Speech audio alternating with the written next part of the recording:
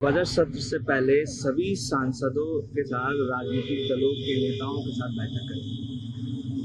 देखिए, बजट सत्र के पहले किरण रिजिजू जी क्या बैठक करेंगे? वहाँ तो जो आदरणीय प्रधानमंत्री जी कहेंगे वही वो करेंगे। अभी देख ही रहे हैं, हर विवादित मुद्दे को बीजेपी जन्म दे रही है। जनता की भलाई से कोई मतलब नहीं है। इस बजट में जनता आस लगाए बैठी है कि गरीबों के लिए, नौजवानों, मजदूरों, किसानों के लिए कुछ हित की बात होगी। कम से कम बिहार के लोग इस उम्मीद में है कि विशेष राज्य का दर्जा बिहार को मिलेगा, विशेष पैकेज मिलेगा। अब देखिए क्या होता है। लगभग 1000 भारतीय नागरिक, मुख्य रूप से छात्र, बांग्लादेश से भूमि सीमा पार करके या उड़ानों के माध्यम से घर लौटे, क्योंकि नौकरी को लेकर वहां आरक्षण की मांग हो रही है। देखिए, ये जो छात्र नौजवान बांग्लादेश से घर लौट आए हैं, अब इन नौजवानों को जिस तरह से रोजगार की बात हो रही है और हर जगह अब ये बेरोजगारी बहुत बड़ी समस्या उत्पन्न हो गई है। और जहाँ अगर नौजवानों को रोजगार ही नहीं मिलेगा, नौकरी नहीं मिलेगी, तो नौजवान फिर अपना पलायन कर दूसरे जगहों में जाकर नौकरी की तलाश में आते हैं। लगभग 100 से अधिक लोगों की मौत भी हो गई है इस विरोध प्रदर्शन। ये देखिए, ये तो जब कोई आंदोलन होता है तो उस आंदोलन में हम तो कहेंगे कि हिंसक नहीं होना चाहिए, और आंदोलन संघर्ष का रास्ता में कहीं कोई इस तरह का हादसा न हो, इस तरह की घटना न हो, इसका ध्यान तो रखना चाहिए आंदोलनकारियों को भी और प्रशासन को भी। लेकिन उन नौजवानों के भविष्य का सवाल है, मरता क्या नहीं करता।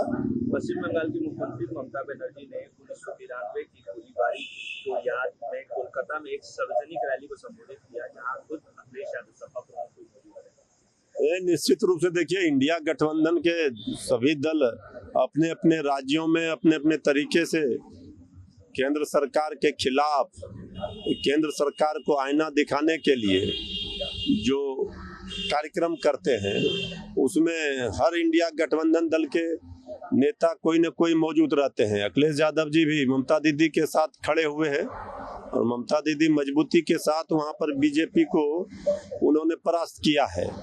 तो सब लोगों को ये पता है कि बीजेपी का बंगाल में कुछ नहीं चल रहा है ममता दीदी के आगे। अरविंद केजरीवाल के भोजन पर विवाद थमने का नाम नहीं ले रहा है। उपराज्यपाल के पत्र को निंदा भी की गई आपके द्वारा। देखिए, भोजन के मामले पर जिस तरह से बर्ताव किया जा रहा है जेल मैनुअल के अनुसार, तो अरविंद केजरीवाल जी के साथ भेदभाव किया जा रहा है, गलत मंशा से की जा रही है।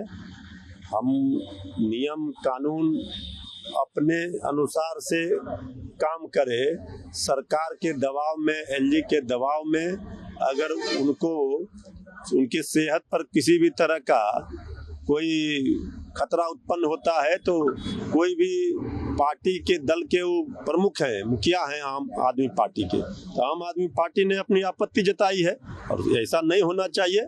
ये जो केंद्र की सरकार बैठी है, विपक्षी दलों के नेताओं के साथ इस तरह का व्यवहार ये उचित नहीं है। विजय सिन्हा ने कल आप लोगों ने जो रैली निकाला था कानून व्यवस्था के खिलाफ, उस पर उन्होंने कटाक्ष किया है और कहा है कि अगर विपक्ष को इतनी चिंता है बिहार के लॉ एंड ऑर्डर को लेके, तो वो अपने संकल्प पत्र में और घोषणा पत्र में ये जारी करेगी किसी भी अपराधी को वो टिकट नहीं देंगे। पहले देखिए, अपराधियों को टिकट देने का रिकॉर्ड तो बीजेपी के नाम है। हमने तो किसी अपराधी को नहीं दिया, और उन्होंने तो किन किन लोगों को दिया अभी लोकसभा चुनाव में, ये तो सर्वविदित है। जो गांधी जी के खिलाफ जो पार्लियामेंट में बोलते हैं, उनको वो टिकट देते हैं। जो राष्ट्रपति वो क्या अपराधी को टिकट देने की बात पर ज्ञान देंगे। जीतनराम मांझी ने 2015 का जिक्र किया और कहा कि जब मैंने नीतीश कुमार का साथ छोड़ा था तो नीतीश कुमार ने कहा था कि ना ही इसके पास पैसा है, ना ही इसके पास क्षमता है पार्टी बनाने का, कैसे चलाएगा। और आज देखिए हम कहाँ हैं। देखिए, आदरणीय जीतन बाबू मांझी जी का एक बार फिर से दर्द छलका है और आदरणीय जीतन बाबू मांझी जी ने एक तरह से आदरणीय नीतीश कुमार जी को आईना दिखा दिया है और सीधे तौर पर 25 सीटों की मांग भी कर डाली है। तो एनडीए में अभी सिर्फ फुटबॉल होना बाकी है। एनडीए के नेताओं के बीच भले ही गले और हाथ और गले मिल गए हों, लेकिन दिल अभी भी नहीं मिला है। हर दल, हर नेता एक दूसरे का पैर खींचने में वहां लगे हुए हैं। ताजा उदाहरण है उपेंद्र कुशवाहा जी की हार। किसने साजिश की? आदरणीय मांझी जी के साथ भी साजिश हो रहा है, तो वो पहले से ही सचेत हैं। उन्होंने उस बात की याद दिला करके वो ताजा कर दिया। बताएं जेडीयू के लोग कि आखिर आदरणीय जीतन बाबू मांझी जी ने इस बात को कहा है, किसने ये बात कही थी? आदरणीय नीतीश कुमार जी को तो उन्होंने स्पष्ट रूप से आईना दिखा दिया। एनडीए में अब सिर्फ फुटबॉल शुरू हो चुका है। For exclusive and insightful videos, subscribe to our new channel ABP Live Premium.